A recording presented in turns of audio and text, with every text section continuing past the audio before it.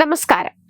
നിയമസഭയിൽ പ്രതിപക്ഷ നേതാവ് വി.ഡി. സതീശനും സ്പീക്കർ എ.എൻ. ഷംസീറും തമ്മിൽ കത്തിപ്പടരുന്ന വാക്പോരാണ് ഇന്ന് നിയമസഭയിൽ ഉണ്ടായത്. വാക്കൌട്ട് പ്രസംഗത്തിനിടെയായിരുന്നു വി.ഡി. സതീശനും ഷംസീറും തമ്മിൽ വാക്പോര് നടന്നത്. പറയാനുള്ളത് പറഞ്ഞിട്ടേ പോകൂവെന്ന് വി.ഡി. സതീശനും സമയം കഴിഞ്ഞാൽ കട്ട് ചെയ്യുമെന്ന് സ്പീക്കറും പറഞ്ഞു. സ്പീക്കറുടെ ഡയസിന് മുന്നിൽ ബാനർ ഉയർത്തി പ്രതിഷേധം ഘടിപ്പിച്ചു.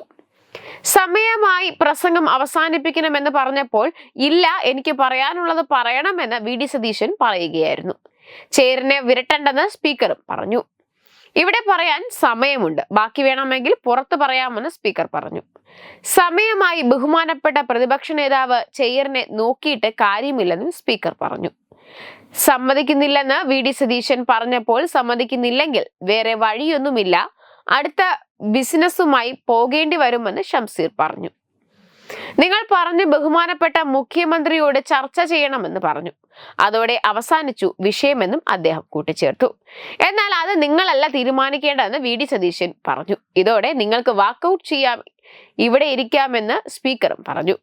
പിന്നാലെ പ്ലക്കാർഡുകളും ബാനറുകളുമായി നടുത്തളത്തിൽ ഇറങ്ങിയ പ്രതിപക്ഷ എം.എൽ.എമാർ സ്പീക്കറുടെ ഡയസിന് മുന്നിൽ മുദ്രാവാക്യം വിളിച്ചു.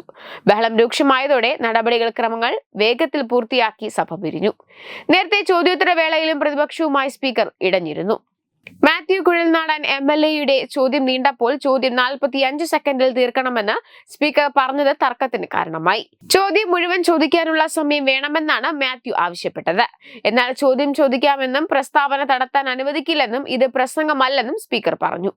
മാത്യു കുഴൽനാടന് കൂടുതൽ ചോദ്യം ചോദിക്കണമെങ്കിൽ വേറെ സമയത്താകാമെന്നും ചോദ്യോത്തര വേളയിൽ സമയം പാലിക്കണമെന്നും അദ്ദേഹം പറഞ്ഞിരുന്നു. ഇത് ചോദ്യം ചെയ്ത എം. വിൻസെന്റിനോടും സ്പീക്കർ ദേഷ്യപ്പെട്ടു. ഡെസ്ക് തത്തുമൈ TV.